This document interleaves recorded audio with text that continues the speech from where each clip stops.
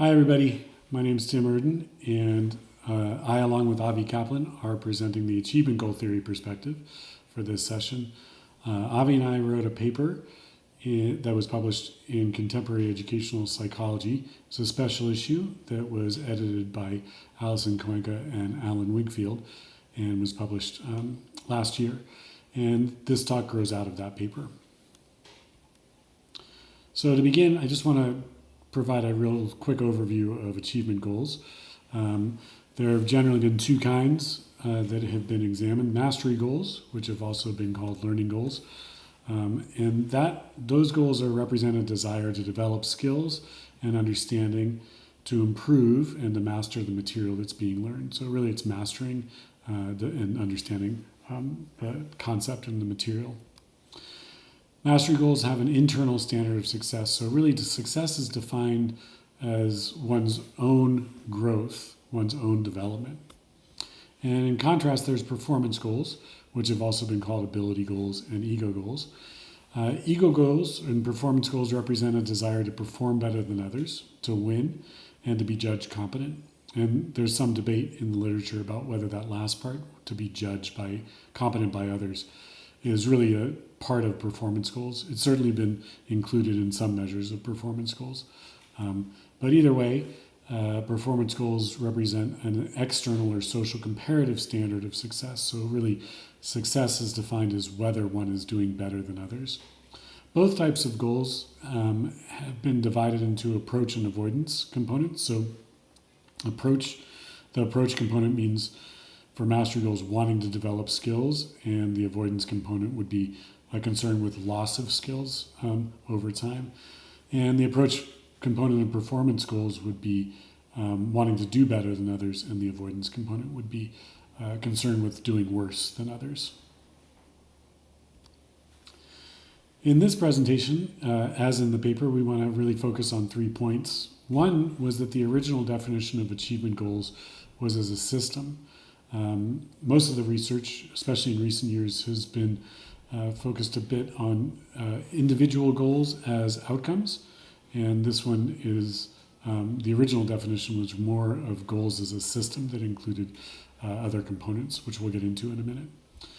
Culture and ethnicity were central to the original definition of achievement goals, and we are advocating for future research that returns to a systems view and looks at culture and ethnicity as central components of that.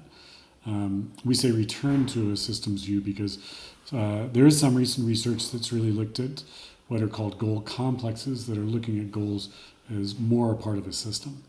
So what do we mean by goals as part of a system?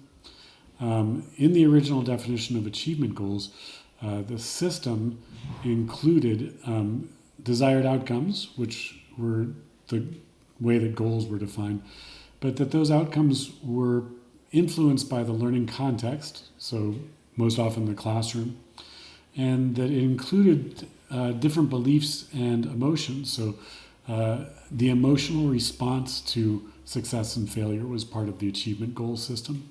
Attributions people made for success and failure, one's beliefs and one's abilities, their self-efficacy, how people cope with success and failure was part of it, and self-definitions was also part of it. So all of these components were part of the achievement goal system and were believed to sort of be activated by the context in which individuals were asked to succeed or fail at something, engage in a task, and that activated this entire system. Culture and ethnicity have always been central to the goal system. They haven't always been examined in every study about achievement goals, but in the original definition of achievement goals, they had a central role. One of the founders of achievement goal theory was Marty Mayer, and his specific interest was about how different cultures define success differently. What is the meaning of success? How is it going to be defined in a specific cultural context? Cultural values affect the definition of academic success and also the potential costs of trying to succeed. So This can range from what does it mean to succeed in a system that is promoting a culture that may be at odds with your own culture or your own ethnic values. Is succeeding in that context worth it? What are the costs of trying too hard to succeed in a context that has a very different sort of cultural emphasis than your own cultural emphasis? So those elements of culture and ethnicity have been an important part of the achievement goal system since its inception. What we are advocating for is a return to this sort of systems view of achievement goals, and with a strong emphasis on how culture and ethnicity are part of the system. So culture and ethnicity can influence the definition of goals. So the idea of what does it mean to succeed in this context? Why am I trying to pursue performance goals? Is it for sort of individual glory? Is it for pursuing my own goals and ambitions? Is it for more familial reasons? So understanding how culture and ethnicity are influencing both the meaning of success in the context and the reasons why students might be pursuing mastery or performance goals. It's also important to understand how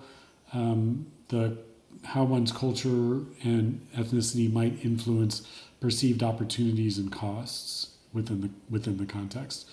So, what are the opportunities to succeed in this context in a way that fits my own perceptions of myself, my values, my cultural heritage, my language, all those kinds of aspects? And are there opportunities to succeed in this context in a way that respects my cultural and ethnic values, or do I have to put my cultural and ethnic values to the side to succeed in this context? And part of this is also tied to the definition of the self. So how is my ethnic identity related to the opportunities to succeed in this learning context? Are there gender issues involved in trying to succeed, trying to do better than others if I'm going to be performance goal oriented in this context? So what we are really hoping is that research will continue to move in the direction of a systems view that looks at all of these components as they are influencing each other within a learning context, and really trying to understand how this works across cultures and across ethnic identities. We believe that this is going to require some multi-method research that really tries to understand what's going on within the student, and tries to understand how this is all unfolding within a specific context over a specified period of time. So the achievement goal system is a dynamic system.